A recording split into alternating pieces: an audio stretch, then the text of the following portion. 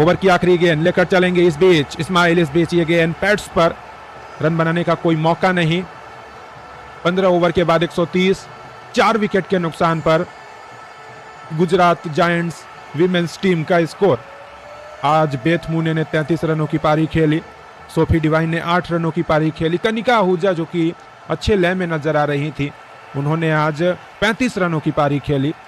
आज यकीनन तौर पर गुजरात की टीम जो कि ऑन अ पेपर बहुत मजबूत है, लेकिन मुंबई इंडियंस के सामने फीकी पड़ गई गुजरात जायंट्स विमेंस की टीम। विक्रम महतो जी हैं हमारे साथ भरत भोजे जी हैं, आपका भी स्वागत है। हमारे साथ अशरफ जमान भाई जुड़े हुए हैं, स्वागत है अशरफ भाई आपका। राजदेव जी हैं हमारे साथ। 15 ओवर के बाद 130, 4 विकेट के नुकसान पर गुजरात जायंट्स की टीम का स्कोर।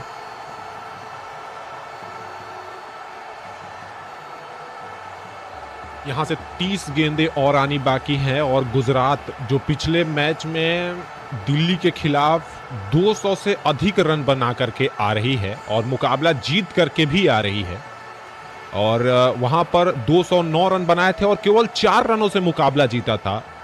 तो ये बात कहना गलत नहीं होगा कि गुजरात के पास एक मजबूत बल्लेबाजी क्रम है। हाँ, ये तो जरूर है कि उनके पास गेंदबाजी जो है वो थोड़ी सी कमजोर है, और ये तो बात सही है कि अगर ये बड़ा स्कोर नहीं बनाती हैं तो मुंबई आसानी से इस मुकाबले को जीत सकता है। हालांकि आयुषी सोनी जो आज डेब्यू कर रही हैं, कुछ ज़्यादा अच्छा परफॉर्मेंस नहीं है। इस बार घुटना टेकते हुए जमीन का बल लेकर के बल्लेबाज ने लेफ्ट किया, गेंद मिड विकेट बाउंड्री की तरफ गई। आज बहुत सारे रन इसी दिशा में बटोरे गए हैं, लगातार मिड विकेट के इलाके में शॉट लगा करके, और ऐसा लगता है कि आज इस रीजन को जो है अच्छे से तराशा गया है। 1 रन और दोनों खिलाड़ियों के बीच पूरे किए जाएंगे। 16वां ओवर चल रहा है, निकोला कैरी अपने तीसरे ओवर की गेंदबाजी में है। उम्मीद है आप सभी लोगों ने वीडियो को लाइक जरूर कर लिया होगा। ओवर की तीसरी बॉल इनसाइड आउट और कवर की तरफ खेला, हालांकि शॉर्ट कवर पर खिलाड़ी ने फील्ड किया। 1 रन और दोनों बल्लेबाजों ने पूरे किए। हमारे साथ इम्तियाज भाई लगातार बने हुए हैं, नेपाल सिंह जी भी हैं, संजू खोरड़े जी हैं, धीरेन्द्र सेनापति जी हैं, और पम्मी दिवाली जी हैं, कृष्णा लाल साहब हैं, विजय प्रजापति जी भी हैं हमारे साथ, और कफील आलम जी हैं। साथ ही हमारे बीच राज कमल स्टूडियो साहब भी हैं जो हमारे रेगुलर लिसनर हैं। नंदा कुमार जी हैं हमारे साथ, ओपी सिंह साहब भी हैं, संदीप पासवान जी हैं। 1 रन और दोनों खिलाड़ियों ने पूरे किए। स्कोर 133 हो गया है 4 विकेट के बाद।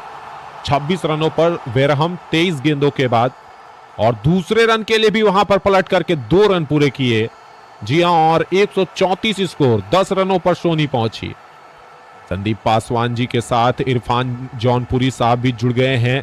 कहते हैं आरआर भाई कल 14 जनवरी है और ओडीआई मैच कल कमेंट्री सुनने में मजा आने वाला है। बिल्कुल तैयार रहिएगा सभी लोग। भारत और न्यूजीलैंड का एक दिवसीय श्रृंखला जो है चल रहा है, और उसका दूसरा मुकाबला हम राजकोट के मैदान से लेकर के आपके साथ जुड़ने वाले हैं। तो चैनल को सब्सक्राइब कर लीजिएगा। इस बार कट करते हुए काफी क्रीज के अंदर जाकर के लेट कट किया 1 रनों के लिए। ओवर की एक आखिरी गेंद निकोला कैरी ने बहुत अच्छी गेंदबाजी कराई है, ना ही केवल इस मुकाबले में बल्कि पूरे सीजन में। इस बार यॉर्कर लेंथ की गेंद मिडिल स्टंप की लाइन में, जड़ में बिल्कुल।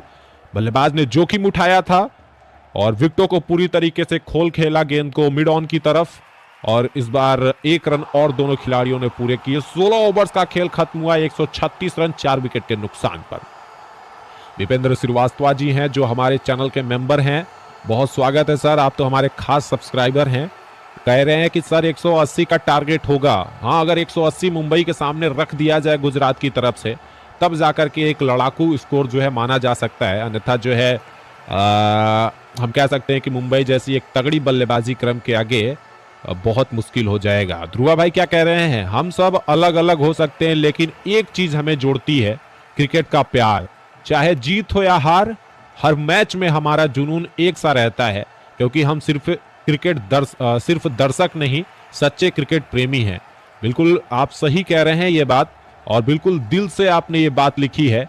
आयुषी सोनी जो कि वहां पर वापस क्या वहां पर गई हैं? किस लिए आयुषी सोनी जा रही हैं?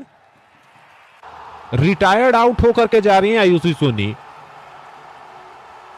जी हां, चोटिल तो हुई नहीं, मुझे लगता है कि वो खराब खेल रही थी जिसकी वजह से रिटायर्ड वो आउट हो चुकी है और अब उनकी जगह पर भारती फुलमाली को भेजा जा रहा है। ये गुजरात का अपना एक रणनीति है कि जो खिलाड़ी का परफॉर्मेंस अच्छा ना चल रहा हो उसको जो है रिटायर्ड आउट के जरिए वापस बुला लिया जाए। और हमारे साथ बबलू पंडित जी जुड़ गए हैं। पंडित जी प्रणाम है आपको। अब्दुल लतीफ भाई भी जुड़ गए हैं, स्वागत आपको। इमरान जी भी हमारे साथ जुड़े हुए हैं। और अब गेंदबाजी पर अमनजोत कौर अपने तीसरे ओवर की गेंदबाजी लेकर के पहली गेंद विकेटकीपर के बहुत नजदीक से हवा में उड़ाया है काउ कॉर्नर की तरफ। लॉन्ग ऑन के खिलाड़ी इस्माइल ने जाकर के गेंद को फील्ड किया। 1 रन और दोनों खिलाड़ियों ने पूरे किए। आज मुंबई की तारीफ करनी होगी कि फील्डिंग में उनकी चुस्ती और फुर्ती अन्य दिनों से ज्यादा बेहतर नजर आई है और यही कहा जाता है कैचेस विन मैचेस। जिस टीम के फील्डिंग अच्छे होते हैं उस टीम के मैचेस भी अच्छे जाते हैं। ज्यादातर आज क्रीज के गहराई का इस्तेमाल करते हुए गेंदों को जो है मिड विकेट की तरफ खेला है। ओपी सिंह जी कह रहे हैं कि इकबाल स्पोर्ट की तारीफ के लिए धन्यवाद आरआर सर। और इस बार लेग साइड की तरफ पैड्स पर टकराई है, दोनों बाजुएं खोल करके बहुत अपील बड़ी, लेकिन अंपायर्स स्तंभ की तरह खड़ी मूर्तिमान, चेहरे का कोई हाव भाव नहीं। बड़ी धैर्यवान वेणुगोपालन है जो कि ऑन फील्ड अंपायरिंग कर रही हैं और डीआरएस ले लिया है वहां पर। तो इस रिव्यू का इस्तेमाल करना यहां पर एक अच्छा निर्णय। और भारती फुलमाली जो कि अभी केवल पहले गेंद की ही सामना करती हुई खेल रही थी और वहां पर ऐसा लगता है कि शायद आउट का इशारा जो है किया है और ये मुझे लगता है कि आउट हो भी गई हैं। विकेटों के सामने पांव दिखाई दे रहा है। जी हां साथियों, डीआरएस लेकर के एक अच्छा फैसला और मुझे लगता है कि ये छठा विकेट जो है गुजरात की टीम का गिर गया है। सोनू राज जी भी हमारे साथ जुड़े हुए हैं, कहते हैं मैं सोनू, मेरा भतीजा कल्लू और मेरी भतीजी मुन्नी, मुन्नी भी आपकी कमेंट्री सुन रही है, एक बार नेम ले लीजिएगा। अरे बिल्कुल, बच्चों को मेरा ढेर सारा धन्यवाद कहिएगा सुनने के लिए। आजकल के बच्चे कहाँ क्रिकेट की रेडियो कमेंट्री सुनना पसंद करते हैं। लेग बाई को मिस कर रही गेंद और वहां पर नॉट आउट का फैसला, बल्कि लेग बाई का सिंगल मिल जाएगा और इस प्रकार से 5 विकेट ही होगा। भारती फुलमाली रहेंगी मैदान पर।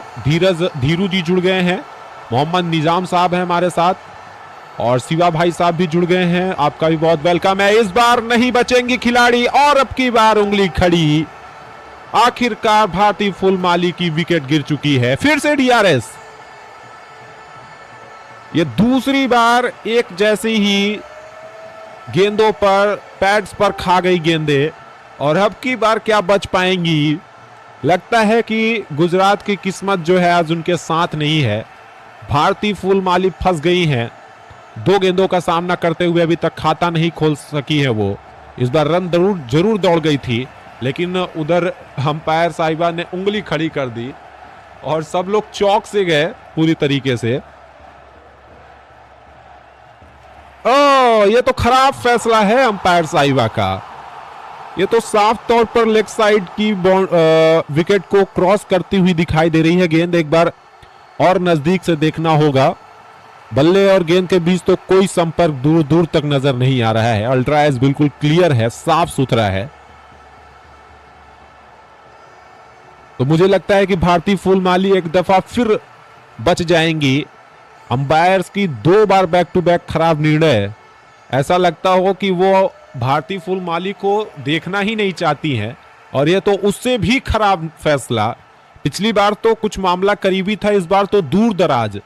और ये नॉट आउट का निर्णय, माफी मांगती हुई दोनों ही टीमों से वेणुगोपालन जो कि ऑन फील्ड अंपायरिंग कर रही हैं। नॉट आउट का निर्णय आएगा।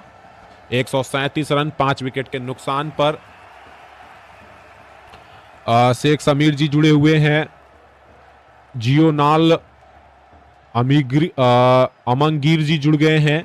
इस बार 1 रन और दोनों बल्लेबाजों ने गेंद को ऑन साइड में ड्राइव करते हुए 1 रन और ले लिया है। 1 रन के साथ ही आखिरकार जाकर के भारतीय फुलमाली ने अपना खाता खोल लिया।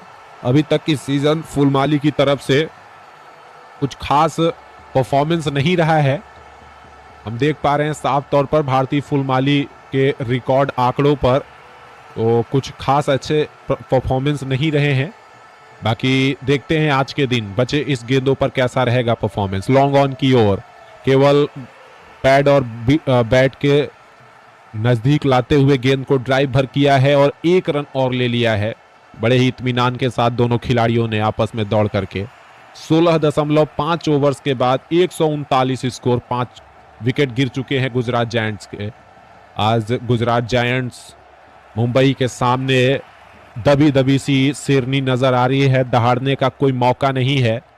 पिछले सीजन मुंबई के खिलाफ भारतीय फुलमाली ने 61 रन बनाया था, मुझे बहुत अच्छे से याद है। इस बार लेग साइड की तरफ और मौका मिल गया है, बल्ले का अंदरूनी किनारा गेंद बहुत ही फाइन लॉन्ग लेग इलाके में 4 रन। ये ओवर की आखिरी गेंद थी और लगता है कि शायद पैड्स के बल पर यह गेंद पहुंची है। बल्ले का कोई संपर्क नहीं बल्कि लेग बाई के रूप में 4 रन मिले, लेकिन मिले जरूर गुजरात की टीम को 4 रन। और यही इशारा कर रही थी अमनजोत कौर कप्तान की तरफ कि पांव से लग गया और ऐसे में विकेट कीपर भी पीछे से ना रोक सकी। 17 ओवर्स का खेल खत्म।